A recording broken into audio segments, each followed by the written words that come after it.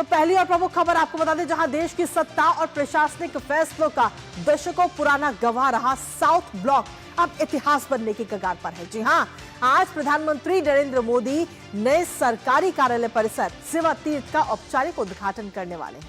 और यह बदलाव सिर्फ दफ्तर बदलने का नहीं है, बल्कि प्रशासनिक व्यवस्था में एक बड़े परिवर्तन का संकेत भी माना जा रहा है। दरअसल सेंट्रल विस्टा प्रोजेक्ट के तहत बनाए गए इस आधुनिक परिसर में प्रधानमंत्री कार्यालय, राष्ट्रीय सुरक्षा परिषद सचिवालय और कैबिनेट सचिवालय को एक साथ स्थापित किया गया, जो पहले अलग अलग जगहों पर बने हुए थे, जो कि अब पूरी तरह से एक स्मार्ट ऑफिस है। जहां सीधे तौर पर हम देखें तो हाई स्पीड इंटरनेट की सुविधा, पेपरलेस वर्क कल्चर के लिए डिजिटल आर्काइव्स और अत्याधुनिक कॉन्फ्रेंस रूम यहां पर मौजूद है। सेवा तीर्थ से कैसे सहयोग और समन्वय आगे आने वाले समय में बेहतर होगा और क्या है सेवा तीर्थ की खासियत, बताएंगे आपको, साथ ही करेंगे चर्चा अपने संवाददाता से। उससे पहले आपको दिखाते हैं प्रधानमंत्री का नया ऑफिस सेवा तीर्थ। तो अब साउथ ब्लॉक को अलविदा कहा जा रहा है और सेवा तीर्थ की जब हम बात करते हैं, यहाँ पर सेवा तीर्थ में 3 प्रमुख कार्यालय, जहां प्रधानमंत्री कार्यालय, राष्ट्रीय सुरक्षा परिषद सचिवालय और कैबिनेट सचिवालय, जो पहले अलग अलग जगह पर काम करते थे, लेकिन अब इन सभी को एक साथ एक ही जगह पर लाया जा रहा है सेंट्रल विस्टा प्रोजेक्ट के तहत। और आज से इसका सीधे तौर पर प्रधानमंत्री नरेंद्र मोदी इसका शुभारंभ करते हुए आज नजर आएंगे, आज उद्घाटन करेंगे। और इस भवन परिसर की अगर हम बात करते हैं, इसका नामकरण भी किया जाएगा। तो प्रधानमंत्री आज औपचारिक उद्घाटन करेंगे, जिसका हर किसी को इंतजार है, लेकिन इसकी कई सारी खासियत है, क्योंकि पेपरलेस वर्क कल्चर होगा, जिसकी वजह से डिजिटल आर्काइव की सुविधा और इंटरनेट की स्पीड, हाई स्पीड इंटरनेट जो है वो वहां पर आपको मिलता हुआ नजर आएगा, जो लोग वहां पर काम करेंगे। सेवा तीर्थ में प्रधानमंत्री का संबोधन भी आज होगा।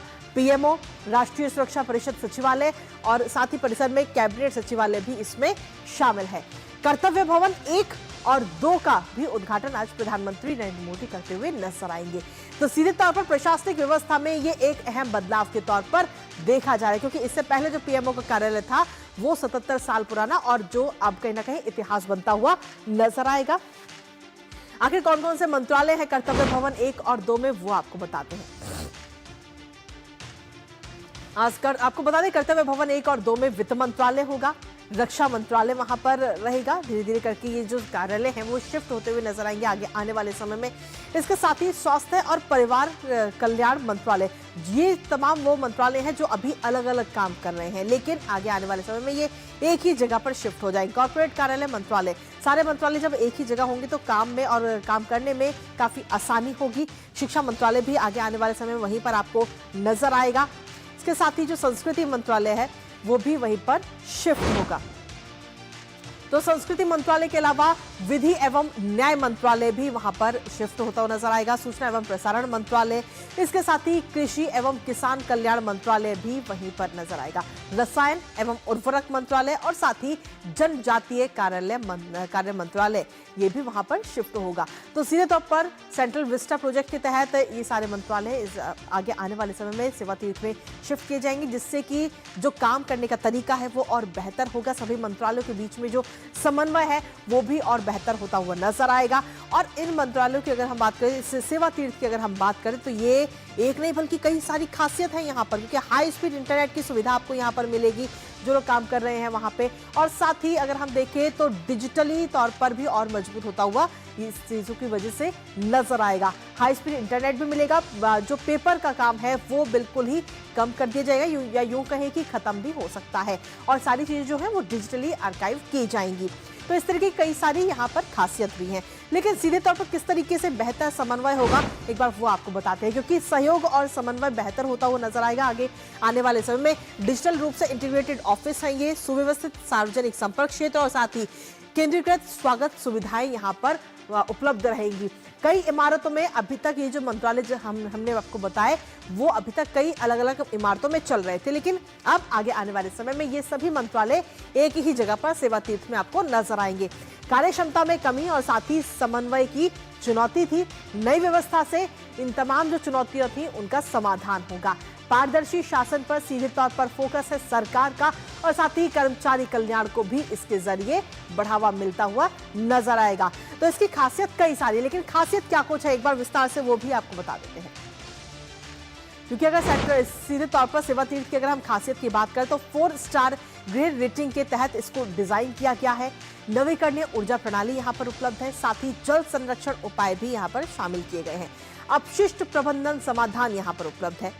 उच्च प्रदर्शन वाली संरचनाएं यहाँ पर बनाई गई हैं। स्मार्ट एक्सेस कंट्रोल यानी कि हर कोई व्यक्ति यहाँ पर एंट्री नहीं कर सकता है, क्योंकि स्मार्ट एक्सेस कंट्रोल यहाँ पर लगाया जा रहा है। निगरानी नेटवर्क जो है वो भी बढ़ा हुआ है और उन्नत सुरक्षा व्यवस्थाएं भी यहाँ पर मौजूद है। तो सुरक्षा की दृष्टि से, विकास की दृष्टि से, हर दृष्टि से काफी महत्वपूर्ण ये सेवा तीर्थ है, जिसका आज उद्घाटन प्रधानमंत्री नरेंद्र मोदी करते हुए नजर आएंगे। हमारे साथ हमारे सहयोगी शैलेंद्र मिश्र इस वक्त जुड़ रहे हैं, सीधा उनका रुख करेंगे ताजा अपडेट के लिए। शैलेंद्र, कई सारी खासियत है और एक एक करके सभी मंत्रालय जो है वो सेवा तीर्थ में शिफ्ट हो जाएंगे, जिससे कहीं ना कहीं कई सारा फायदा और जो असर है वो कामकाज पर आगे आने वाले समय में पड़ता हुआ नजर आएगा। शैलेंद्र,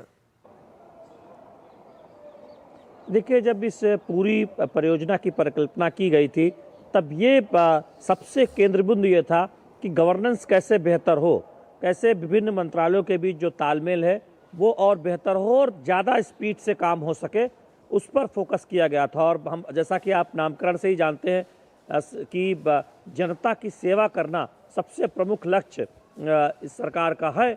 और आप इससे पहले के तमाम कदमों को देखें, प्रधानमंत्री नरेंद्र मोदी की अगुवाई में केंद्र में सत्ता में आने के बाद एक के बाद एक कदम ऐसे उठाए गए जिन्होंने सांकेतिक तौर पर सिर्फ नहीं, बल्कि आप देखें कि जमीनी स्तर पर बदलाव इस तरह से लाया गया है जिससे समाज के अंतिम पायदान पर खड़े व्यक्ति की सबसे अधिक चिंता की गई है, उनको सबसे अधिक फायदा पहुंचाने की कोशिश की गई है। चाहे वो 80 करोड़ लोगों को मुफ्त अनाज हो, चाहे वो पीने का शुद्ध पानी हो, दशकों तक जिस बात की चिंता नहीं की गई थी वो सुनिश्चित किया गया है प्रधानमंत्री नरेंद्र मोदी की अगुवाई में। तो गवर्नेंस बेहतर हो और इस गवर्नेंस का फायदा आम आदमी को मिले, बिल्कुल उस दिशा में हम देखते हैं कि कदम उठाए गए हैं। और आप देखें कि इससे पहले याद होगा कि जब प्रधानमंत्री नरेंद्र मोदी के आवास को इससे पहले 7 RCR कहा जाता था, उसका नाम बदलकर 7 लोक कल्याण मार्ग रखा गया था।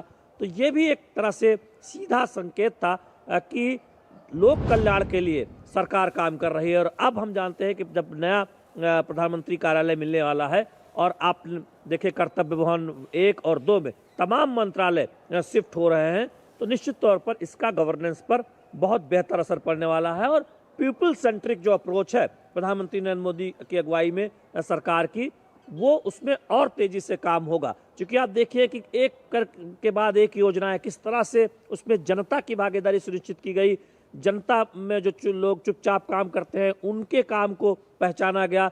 पद्म पुरस्कार में आप देखिए अनसंग जो हीरो हैं, किस तरह से उनको पद्म पुरस्कार से सम्मानित किया गया। आप देखिए कि समारोहों में जो स्वच्छता कर्मी हैं उनको विशेष तौर पर बुलाया जाता है। याद होगी वो तस्वीरें जब प्रधानमंत्री नरेंद्र मोदी किसी भवन का उद्घाटन करते हैं या किसी बड़ी बिल्डिंग का, तो वहाँ काम कर रहे मजदूरों से मुलाकात करते हैं, जो कर्मयोगियों से बातचीत करते हैं, स्वच्छाग्रहियों से बातचीत करते हैं।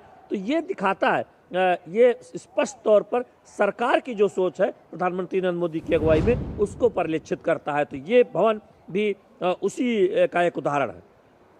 इसके साथ ही शैलेंद्र, अगर हम देखें तो इसकी खासियत तो कई सारी हैं। डिजिटल तौर पर भी मजबूत होंगे, पेपरलेस वर्क होता हुआ नजर आएगा, लेकिन इसके साथ ही सुरक्षा की दृष्टि से अगर हम देखें तो सुरक्षा व्यवस्था भी काफी मजबूत है।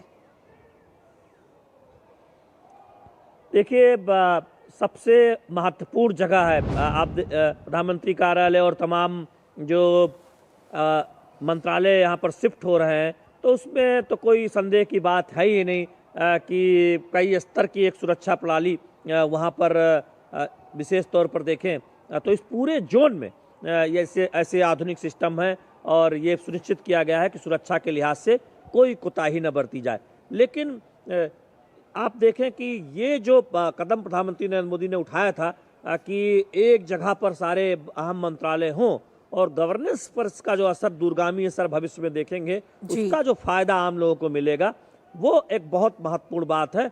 और हम देखेंगे कि जब आधुनिक भवन है तो निश्चित तौर पर आधुनिक उसमें जो तमाम आप कहें कि चाहे वो CCTV हो या फिर वाईफाई हो या बाकी आप तकनीक के जो साधन हैं वो बेहतर देखेंगे, पेपरलेस कामकाज अधिकतर होगा, ये सब तो है ही। लेकिन उद्देश्य जो बहुत स्पष्ट तौर पर यही है कि विभागों में कोई फाइल अटके ना, जल्दी से जल्दी काम हो और एक दो तीन विभागों के बीच समन्वय वाले काम हो, उसमें समय की बर्बादी न हो।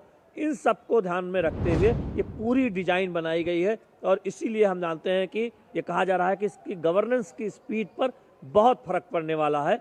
और प्रधानमंत्री नरेंद्र मोदी अक्सर ये कहते हैं कि गांव, गरीब, किसान के लिए उनकी सरकार सबसे प्राथमिकता से काम करती है और कैसे समाज के जो अंतिम पायदान के लोग हैं, जो गरीब लोग हैं, जो दूर दराज में रहते हैं, उनको सरकारी योजनाओं का जल्दी से जल्दी त्वरित फायदा मिले, उस मिशन में, उस लक्ष्य में ये एक तरह से मददगार साबित होगा जो ये पूरी डिजाइन की गई है कर्तव्य भवन की, और जहां तमाम मंत्रालय एक साथ लाए गए। तो हम आज देखेंगे कि नया प्रधानमंत्री कार्यालय, एक तरह से उसका उद्घाटन प्रधानमंत्री नरेंद्र मोदी करेंगे। और आज हम जानते हैं कि एक कैबिनेट की बैठक भी है साउथ ब्लॉक में, निश्चित तौर पर जो हर हफ्ते कैबिनेट की बैठक भी होती है, तो उस पर भी लोगों की निगाहें रहेंगी कि क्या महत्वपूर्ण फैसले हो सकते हैं।